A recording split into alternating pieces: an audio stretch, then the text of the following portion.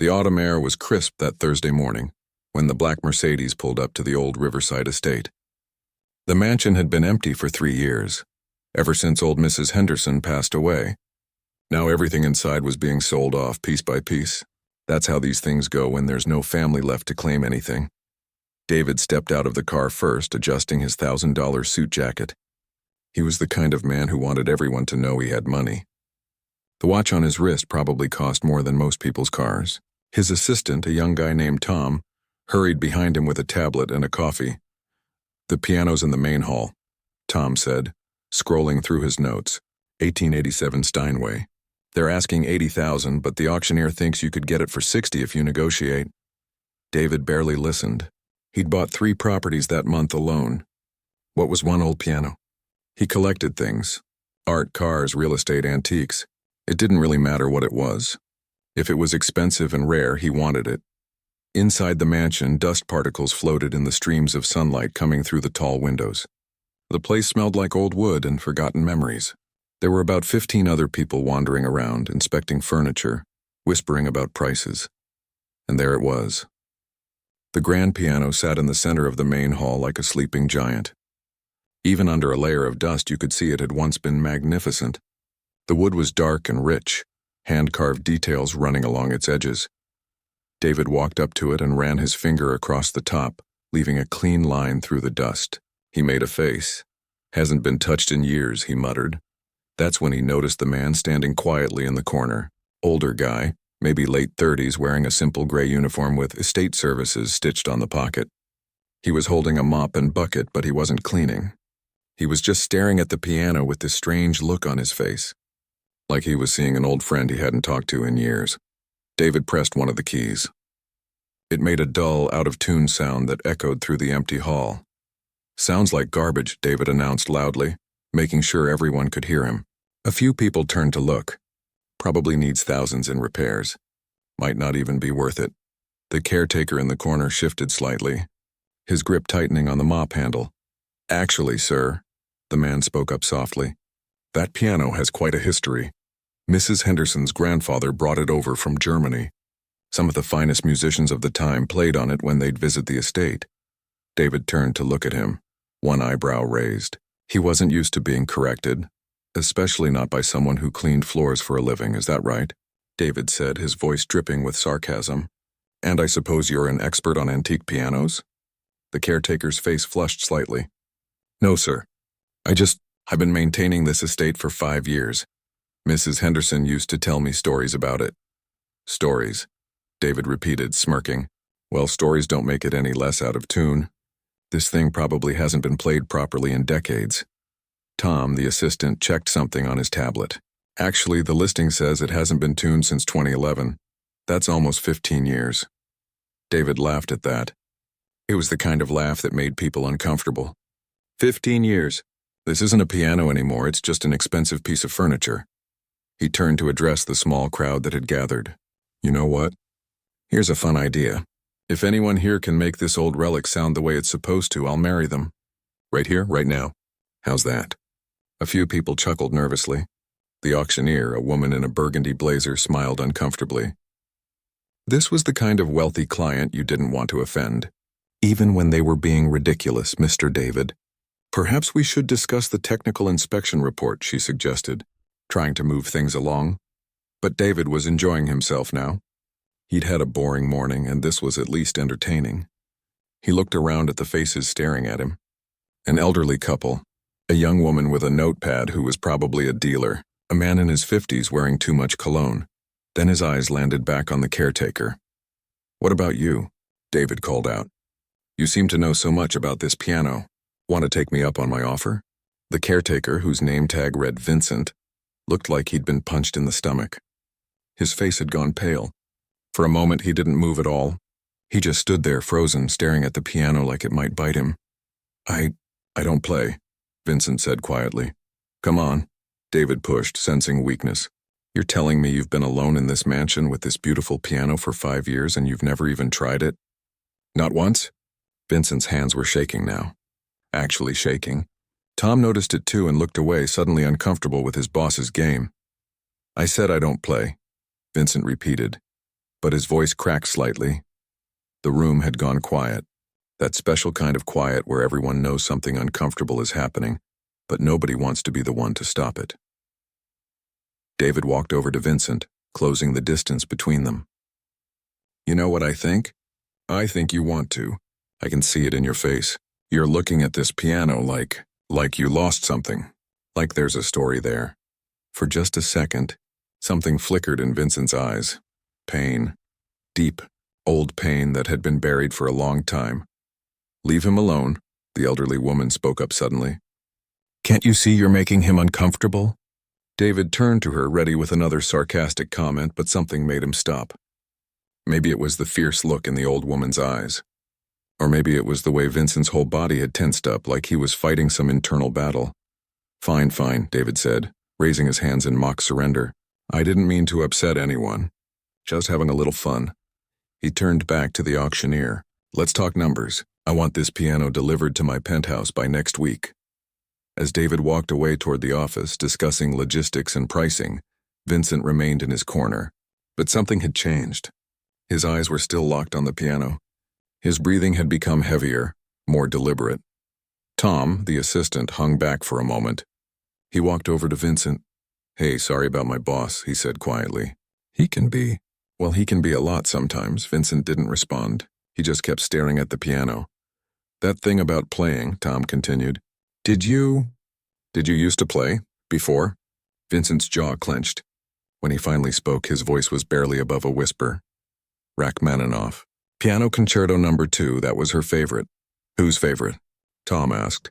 But Vincent just shook his head and walked away, his footsteps echoing through the empty hall. He left the mop and bucket behind. Forgotten. Tom stood there alone, confused, feeling like he'd just witnessed something important but not quite understanding what. From the office, David's loud voice carried through the mansion. 62,000 final offer. Take it or leave it. The auctioneer's response was too quiet to hear, but apparently she'd agreed because David came out a few minutes later grinning. "It's mine," he announced proudly. "Tom, arrange for the best piano restoration company in the city. I want this thing looking perfect in my penthouse. It'll look great next to the Monet." As they left, David didn't give the piano another glance. It was just another possession to him. Another thing to own, to show off at dinner parties, to mention casually when he wanted to impress someone. He had no idea that in the shadows behind the staircase, Vincent had returned. The caretaker stood there in the darkness, both hands gripping the banister so tightly his knuckles had turned white. He was crying silently, tears running down his weathered face, as memories he'd spent 15 years trying to bury came flooding, back all at once. The piano sat there between them, all silent, waiting, like it knew the story was far from over. Vincent didn't sleep that night. He sat in his small apartment above the estate's old carriage house, staring at the wall. The conversation with the rich man kept replaying in his mind. That challenge, that stupid, careless challenge about playing the piano. He hadn't touched a piano in 15 years. Hadn't even let himself think about it. But now the memories were coming back whether he wanted them or not. 20 years ago, his life had been completely different. His name had meant something then. Vincent Chen, the prodigy of Prague, they'd called him. He'd performed in concert halls across Europe. London, Vienna, Paris, Berlin. People paid hundreds of dollars to hear him play. Critics wrote reviews calling him a genius, comparing him to the masters. He'd started playing when he was 4 years old. His mother, a music teacher, had put his tiny hands on the keys and watched his eyes light up. By 8, he was giving recitals. By 15, he'd won international competitions. By 22, he was touring the world, and he'd loved it. God, how he'd loved it. That's where he'd met her. Elena. She was a violinist from Romania, playing with the symphony orchestra in Prague. He'd been the featured soloist that night, performing Rachmaninoff's Piano Concerto No. 2. She'd been in the first violin section, and when he'd looked up during the second movement, she'd been watching him with these incredible dark eyes. They got married a year later. She joined his tours, sometimes performing with him, sometimes just traveling alongside him. They'd talked about starting a music school someday, teaching kids who couldn't afford regular lessons. They'd dreamed about having children of their own, filling a house with music and laughter. Vincent stood up. and walked to the window. He could see the main house from here, dark now except for the security lights. Somewhere in that building, the piano was still sitting there, waiting. He closed his eyes and he was back there. October 14th, 2009. The date was burned into his brain forever. They'd been driving back from a concert in Munich. Elena was tired, so Vincent had insisted on driving even though it was late and he was exhausted too. The highway was wet from rain. He remembered the sound of the windshield wipers. Back and forth. Back and forth. Elena had been humming something. Mozart, he thought. She was always humming. He never saw the truck until it was too late. The driver had fallen asleep at the wheel, drifted into their lane. Vincent had swerved, but not fast enough. The sound of metal crushing, glass shattering, Elena screaming his name, then silence. She died before the ambulance arrived. He'd held her there on the side of the highway, rain mixing with his tears, begging her not to leave. But she was already gone. Vincent opened his eyes and realized he was crying again. He wiped his face roughly with his sleeve. The months after the accident were a blur. He'd been physically fine, a few broken ribs, some cuts, nothing permanent. But mentally he was destroyed. He tried to play at her funeral. Just a simple piece, something she'd loved. His hands had started shaking so badly he had to stop after just a few notes. The panic attack hit him hard. Couldn't breathe. Couldn't think. The piano suddenly felt like his enemy instead of his oldest friend. His manager tried to be patient. Booked him for small venues at first, thinking he just needed to ease back into it. But every time Vincent sat at a piano, he heard the sound of the crash. Saw Elena's face. His hands would shake. His breath would catch. He'd played the piano his entire life, and suddenly his own body was betraying him. After he walked off stage during what was supposed to be his comeback concert in Vienna, the classical music world moved on. They had to.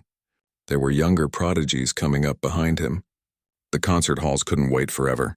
Vincent disappeared. Changed his phone number, stopped answering emails. His agent finally gave up after a year of trying to reach him.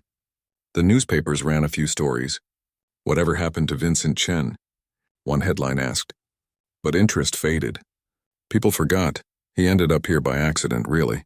5 years ago, he'd been staying at a cheap hotel in the area, doing odd jobs, trying to figure out what to do with his life. Someone mentioned the old Henderson estate needed a caretaker. Live-in position, quiet, isolated, perfect for someone who wanted to be left alone. Mrs. Henderson had been kind. In her 80s by then, a widow who spent most of her time reading in the library. She never asked about his past, never pushed him to talk, just appreciated that he kept the grounds nice and fixed things when they broke. One day, about a month after he'd started working there, he'd been cleaning the main hall and she'd caught him staring at the piano. "Do you play?" she'd asked. "No," he'd lied. It's beautiful." She'd smiled at him like she knew he wasn't being truthful but wasn't going to push it. "My grandfather bought that piano in 1887. Brought it all the way from Germany. Paderewski played it once when he visited the estate." "Can you imagine?" "One of the greatest pianists in history playing in our home." She'd walked over and carefully opened the lid, revealing the keys. "I had it tuned regularly for years, but after my husband died, I stopped. I suppose I couldn't bear to hear it played without him here to enjoy it with me." Vincent had felt tears welling up but held them back. "I understand," he'd said quietly.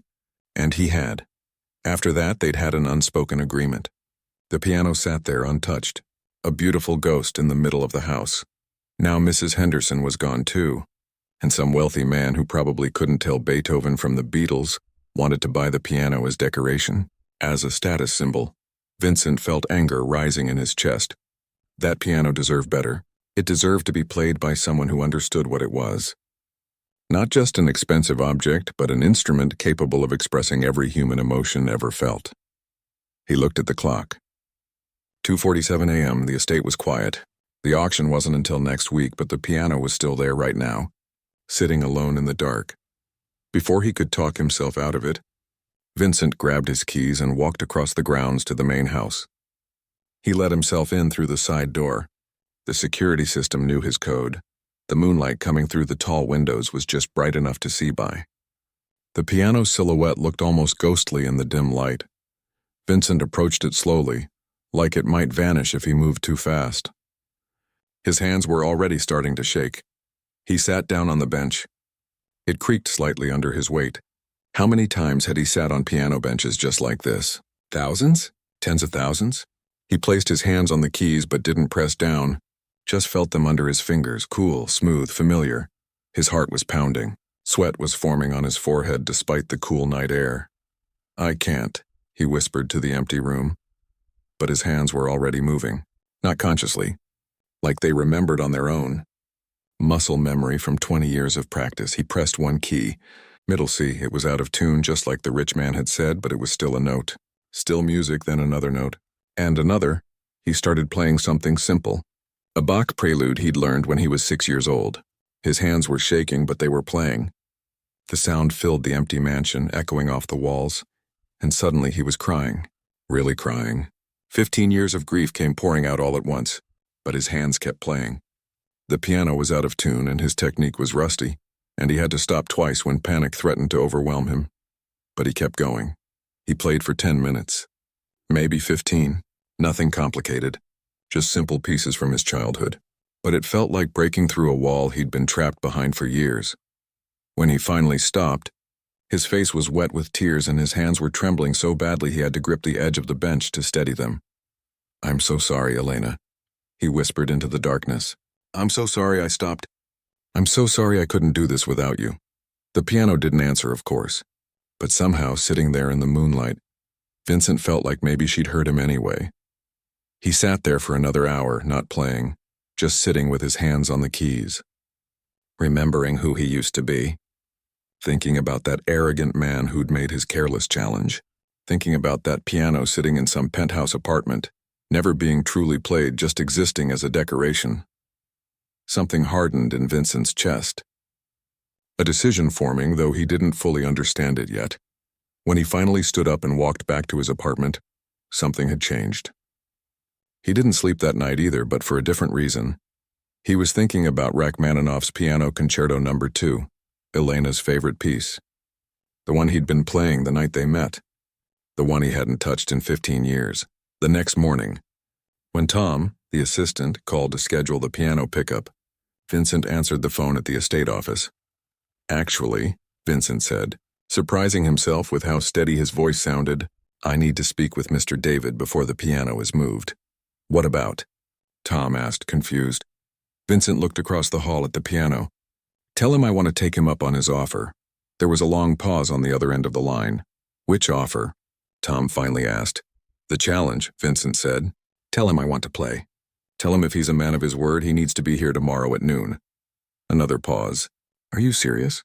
Vincent felt his hands shaking again, but this time it wasn't just from fear. It was anticipation, terror, hope, all mixed together. "Tell him to bring witnesses," Vincent said. "Tell him to bring everyone. And tell him to be ready to be wrong about a lot of things." He hung up before Tom could ask any more questions. Then Vincent walked over to the piano and carefully opened the lid. He placed his shaking hands on the keys and whispered, "Okay, old friend. One more time. For her." And in that moment, something that had been broken for 15 years began, slowly, to heal. David thought it was a joke at first. When Tom told him about the Caretaker's challenge, he'd actually laughed out loud. "The cleaning guy wants to play?" David had said, not looking up from his laptop. "What, he thinks he's going to win my heart with chopsticks?" But Tom had seemed serious. "He specifically requested you bring witnesses. He seemed, I don't know, different. Determined." David had shrugged. "Fine, it'll be entertaining at least. Better than my afternoon meeting with the accountants." That's how the next day at noon, David found himself walking back into the Riverside estate with 8 other people. Tom was there, of course. The auctioneer had come, curious about the drama. David had also brought 3 of his business associates, thinking they'd get a kick out of it. 2 reporters from local papers had somehow gotten wind of it and shown up. And the elderly couple from the auction had returned, the old woman looking at David with clear disapproval.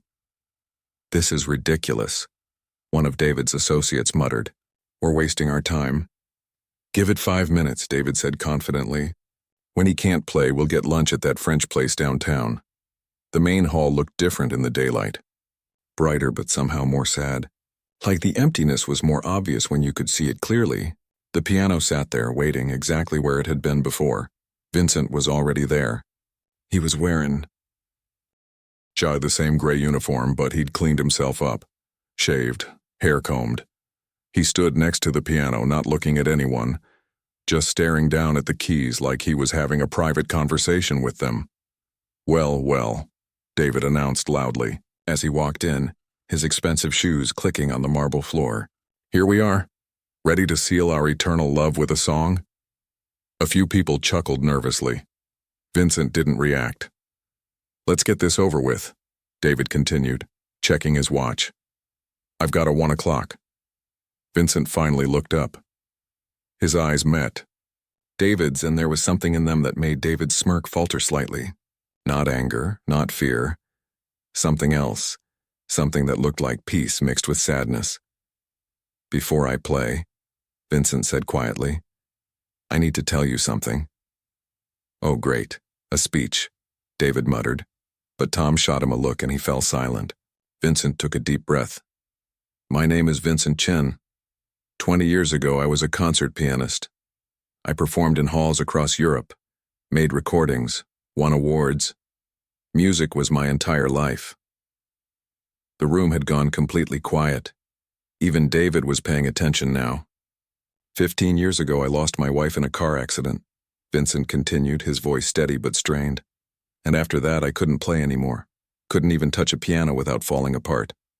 So I stopped, disappeared, became someone else. Someone who wouldn't have to remember." The elderly woman had tears in her eyes.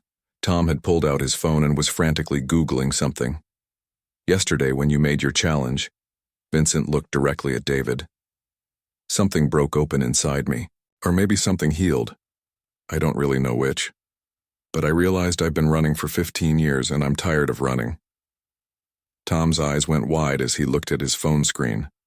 He tugged on David's sleeve and showed him something. David's face changed as he read whatever it was. The arrogance drained away, replaced by shock. You're actually him," David said, his voice barely above a whisper. "Vincent Chen, the prodigy of Prague. You disappeared after Vienna. Everyone thought you were dead or crazy," Vincent finished.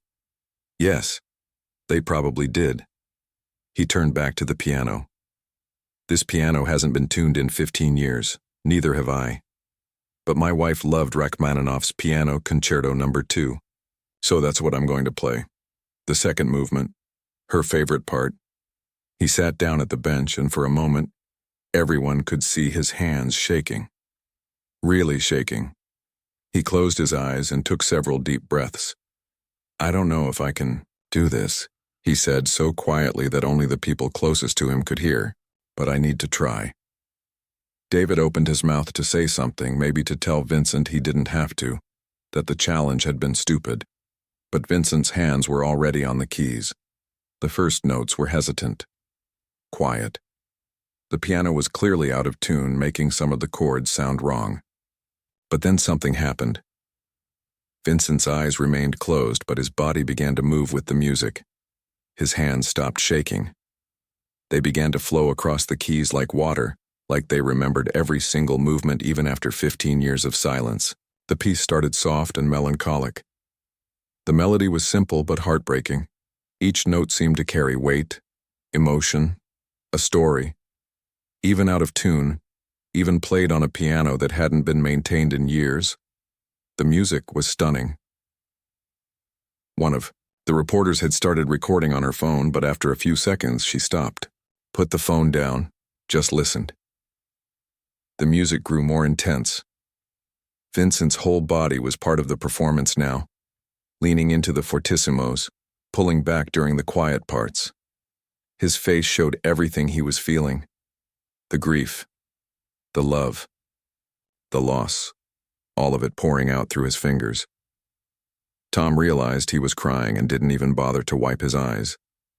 The elderly woman had taken her husband's hand, squeezing it tight. They were both crying too.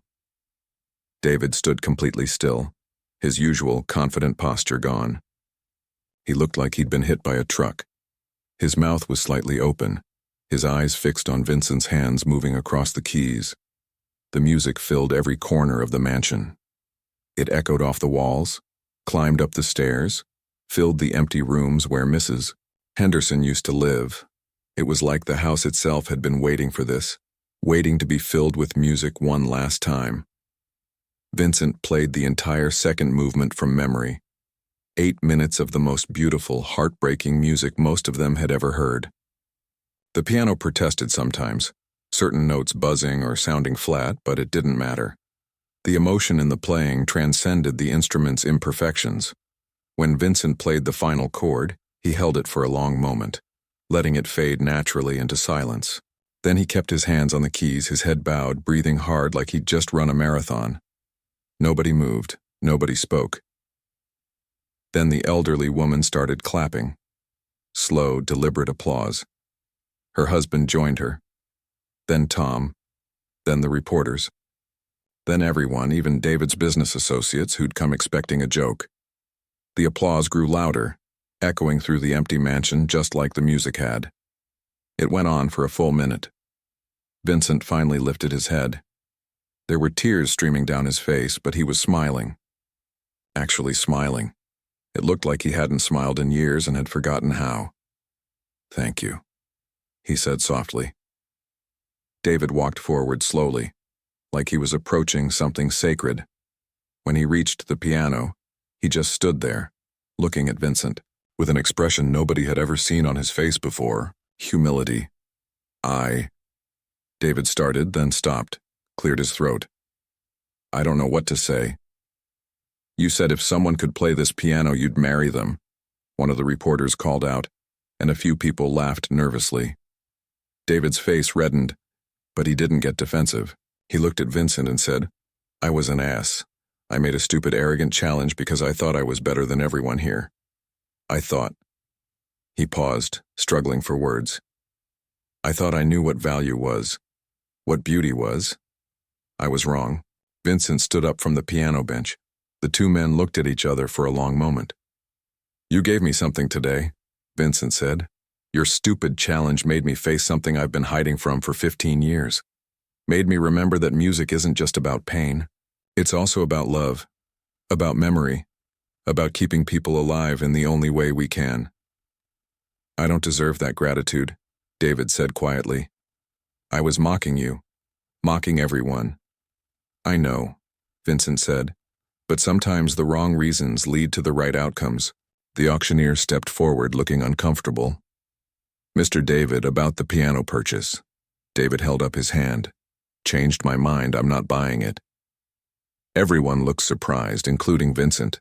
"This piano," David continued, "needs someone who understands it. Someone who can play it properly, not someone who's going to stick it in a penthouse as a decoration." He looked at Vincent. "I'll buy it, but only if you take it. Consider it. I don't know, payment for the concert." Vincent shook his head. "I can't accept that. I can't even afford to keep it properly maintained." "Then let me maintain it," David said. "I'll buy it, restore it completely, and you'll have full access to it whenever you want. We'll figure out the details. Just, please don't let this piano sit silent anymore." Tom was staring at his boss like he'd been replaced by an alien. The other business associates looked similarly shocked. Vincent was quiet for a moment, thinking. Then he said, "There's a community center 3 blocks from here. They have a music program for kids who can't afford lessons. If you're serious about this, donate the piano there. Let it be played by children learning to love music. That's what it deserves." David smiled. It was a real smile, not the practiced one he used in business meetings. "Deal, on one condition." "What's that?" "You teach there, at least part-time. Those kids need someone like you." Vincent's eyes widened. I don't know if I can. Today was the first time I've played in 15 years. I still have panic attacks. I still hear the crash. Then teach them that too," David interrupted gently. "Teach them that it's okay to be broken, that music can help you heal, that you don't have to be perfect to be valuable." The elderly woman spoke up then. "That's the most sensible thing I've heard you say, young man." David laughed at that. Actually laughed. "Thank you, ma'am. I'm trying to be less terrible." Vincent looked at the piano, then back at David. "Why are you doing this?" David was quiet for a moment. When he spoke, his voice was different, softer, more honest than probably anyone there had ever heard him. Because 15 minutes ago I was the richest person in this room. Now I realize I've been the poorest one all along. You had something real, love, passion, purpose. I've spent 20 years collecting things and I don't actually have anything. He paused. Maybe this is me trying to buy something real for once, or maybe I'm trying to learn how to be a better person. I don't know, but I'd like to try. Vincent extended his hand. David shook it. Okay, Vincent said. Let's try. As everyone filed out of the mansion, talking excitedly about what they'd witnessed, Vincent stayed behind for a moment. He put his hand on the piano one more time. Thank you, old friend, he whispered. And thank you, Elena, for never letting me forget who I really am. Outside, David stood by his Mercedes, but he didn't get in. He was staring up at the mansion, thinking about the performance he'd just witnessed, about how close he'd come to mocking something beautiful, about how much of his life he'd wasted being exactly the kind of person nobody would mem. Tom came up beside him. Boss, that was...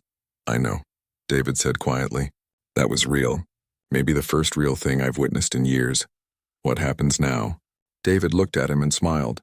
Now we figure out how to restore a piano, how to donate it properly, how to help a broken man teach music to kids who need it. And maybe, he trailed off, maybe what? Maybe I figure out how to actually use my money for something that matters. Tom smiled. I think I like this version of you better. Yeah, David said, finally getting into the car. Me too. 3 days after the performance, Vincent received a text from an unknown number. This is David. Tom gave me your number. Hope that's okay. Can we meet for coffee? No pressure. Just want to talk about the piano situation. Vincent stared at the message for a long time before responding. Sure, when? Today? There's a place called Rosie's near the community center. 3 p.m. Vincent had nothing to lose. I'll be there. Rosie's Cafe was one of those old neighborhood places that somehow survived while chains took over everywhere else. Mismatched chairs, art from local students on the walls, the smell of fresh coffee and cinnamon rolls. David was already there when Vincent arrived, sitting at a corner table. He wasn't wearing a suit, just jeans and a sweater. Vincent almost didn't recognize him. Thanks for coming, David said, standing up awkwardly. I already ordered you a coffee.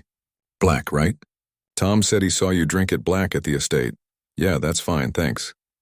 Vincent sat down, feeling strange. 3 days ago, this man had mocked him. Now they were having coffee like old friends. Look, David started, then stopped, rubbed his face. I'm not good at this, apologizing, being genuine. My ex-wives will all confirm that. He tried to smile, but it didn't quite work. I've been thinking a lot about what happened. What you played, what you said about your wife. Vincent didn't say anything, just waited. I'm 41 years old, David continued. I've made more money than I know what to do with. I own 6 properties. I have cars I've never driven. Art I don't look at. And 3 weeks ago, my daughter told me she doesn't want me at her wedding because she can't remember a single meaningful conversation we've ever had. Vincent felt a pang of sympathy despite himself. I'm sorry, don't be. She's right. David took a sip of his coffee. I've spent my whole life collecting things and treating people like they're things too. Disposable, replaceable. And then I watched you play that piano, and I realized something. What? You've lost more than I'll ever have. The words hung between them. Vincent felt his throat tighten. Your wife, David said gently. The way you played. That wasn't just music. That was love, real love. The kind I've been married 3 times and never actually felt. You don't have to... I want to help, David interrupted. Not because it makes me feel good or because I want people to think I'm charitable. I want to help because I watched what happened in that mansion, and I understood that money isn't worth anything if you're not using it to create moments like that. Over the next hour, they talked. Really talked. David explained that he'd already contacted the community center, and they were thrilled about the piano donation. He'd found the best restoration company in 3 states. They estimated it would take 6 weeks to fully restore the piano to its original condition. The center director asked if you'd be interested in teaching, David said. Part-time, just a few hours a week. Beginners mostly. Kids from families who can't afford private lessons. Vincent's hands started shaking just thinking about it. I don't know if I can. What if I have a panic attack in front of them? What if? Then you have a panic attack, David said simply. And they learn that even great musicians are human. That being talented doesn't mean being perfect. You don't understand. I haven't taught in 15 years. I haven't performed regularly. I'm broken. So teach them about being broken. David leaned forward. Look, I'm not going to pretend I understand what you went through. I've never lost anyone like that. But I've lost myself, and that's its own kind of death. You found your way back to music. Even if it's just a little bit. That's worth something. Vincent thought about this, about Elena, about how she'd always talked about teaching music to kids who needed it most. It had been her dream to open a music school for underprivileged children. She wanted to do this, Vincent said quietly. My wife, she always said music shouldn't be just for rich kids who can afford conservatories. Then do it for her, David said, and for yourself. And hell, maybe do it so I can learn how to actually be useful for once. What do you mean? David smiled, embarrassed. I was thinking, maybe I could help more than just with the piano. The community center needs funding. Real funding. They're running on nothing. What if we created a scholarship program? Free lessons for any kid who wants them. Quality instruments. Maybe even a small concert series so the kids can perform. That would cost a lot of money. I have a lot of money, and I'd like to finally do something with it that matters. Vincent studied David's face, looking for the arrogance he'd seen at the auction. It wasn't there anymore. Or maybe it was just hidden better. But there was something genuine in his eyes. Something that looked like hope. Okay, Vincent said finally. I'll try. But I'm going to fail sometimes. I'm going to have bad days. Days when I can't even look at a piano. That's fine. We'll figure it out as we go. They shook hands across the table, and this time it felt like a real partnership. Not a rich man helping a poor one. Two broken people trying to fix something together. The next 6 weeks were harder than Vincent expected. The piano was sent off for restoration, which actually helped because he couldn't obsess over it. But getting ready to teach again meant confronting everything he'd been avoiding. David surprised him by offering to pay for therapy. Not because there's something wrong with you, David had explained, but because what you went through was traumatic and you should have support. Vincent agreed reluctantly at first. The therapist, Dr. Rodriguez, was in her 50s and had kind eyes. She specialized in PTSD and grief. You've been surviving, she told him in their third session.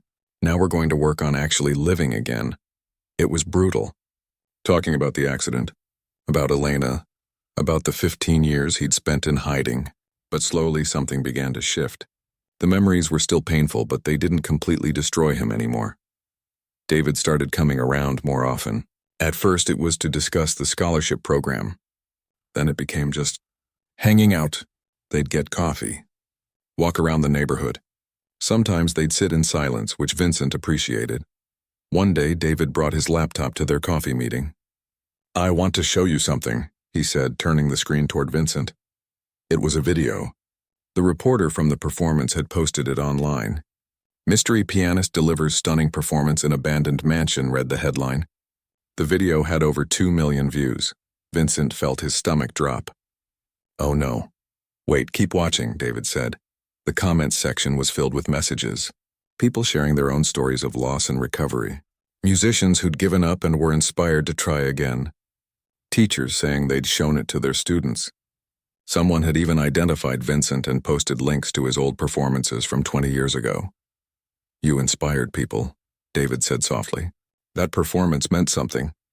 Vincent read through the comments, tears forming in his eyes. One stood out. My mom was a pianist who stopped after my dad died. I showed her this video and she cried for an hour. Then she went to her piano and played for the first time in 8 years. Thank you for showing her it's possible. I don't know what to say, Vincent whispered. You don't have to say anything. Just keep playing. Keep teaching. Keep showing people that broken things can still be beautiful. The piano was finally ready at the end of October. The restoration company had done incredible work. It looked brand new but maintained all its original character. The wood gleamed. The keys were perfectly voiced. When Vincent pressed middle C for the first time, it rang pure and true. They installed it at the community center in a ceremony that was supposed to be small but turned into a neighborhood event. The local news came. The mayor showed up. Families from the area brought their kids to see. Vincent played for them. Just a short piece, nothing fancy. But when he finished, the kids rushed forward, excited, asking questions, wanting to touch the piano. Can you teach me that? How long did it take you to learn? My grandma used to play. Can I play for her? Vincent looked at their eager faces and felt something crack open in his chest. Hope. Actual hope. Yes, he told them. I'll teach you. All of you who want to learn. David watched from the back of the room, and Tom, who'd come with him, noticed his boss wiping his eyes. You okay? Tom asked. Yeah, David said, smiling. I'm better than I've been in a long time. The first few weeks of teaching were rough. Vincent had panic attacks twice, both times having to excuse himself and sit in the bathroom until he could breathe again. But the kids were patient in a way adults never were. They didn't judge. They just waited for him to come back and continue the lesson.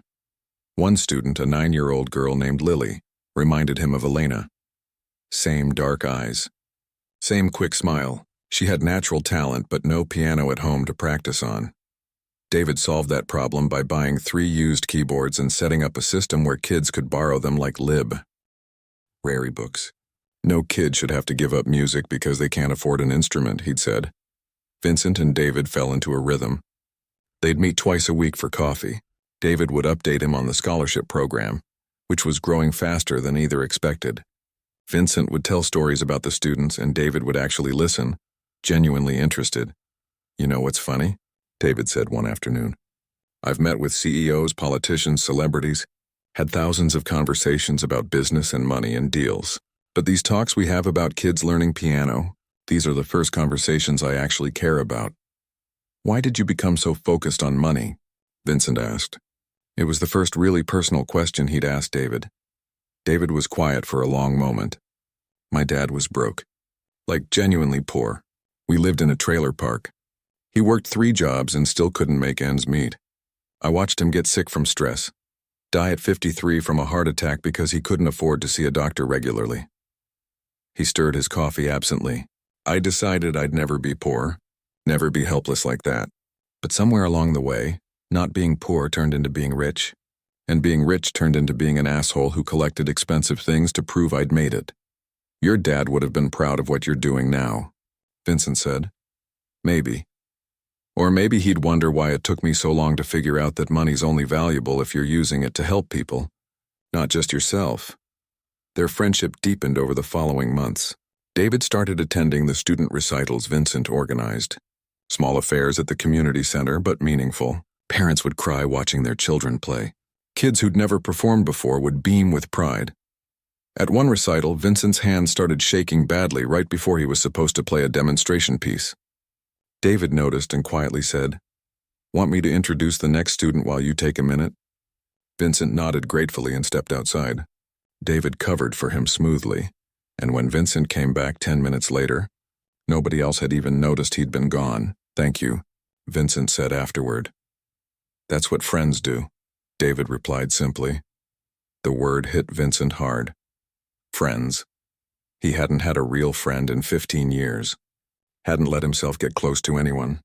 But somehow this arrogant rich guy who'd mocked him at an auction had become the best friend he'd had since Elena died.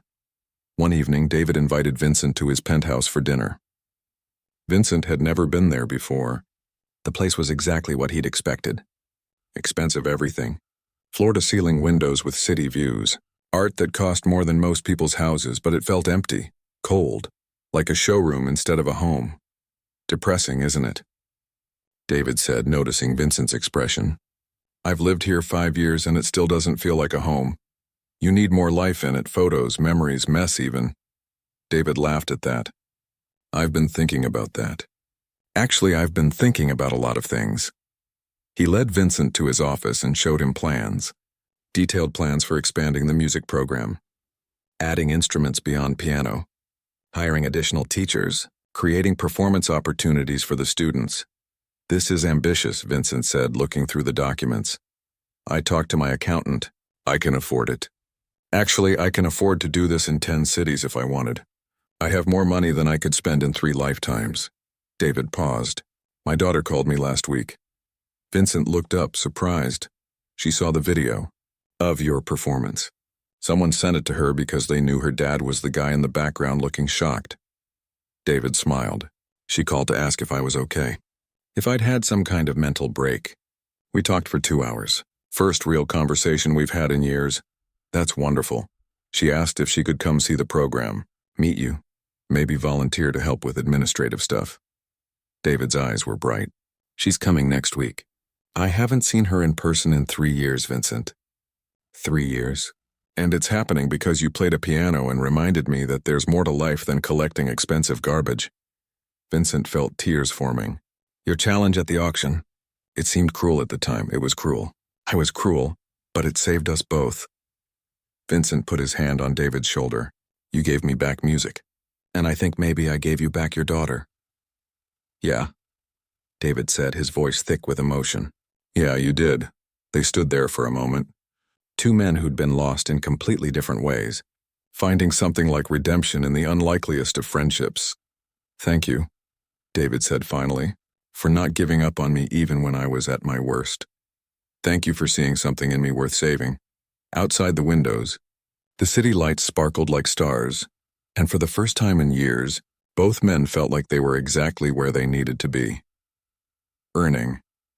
Millions of people knew about it, and that knowledge had changed things in ways no one could have predicted, ways that would ultimately reshape not just Sister Margaret's life, but the entire community's understanding of what it means to share a gift with the world.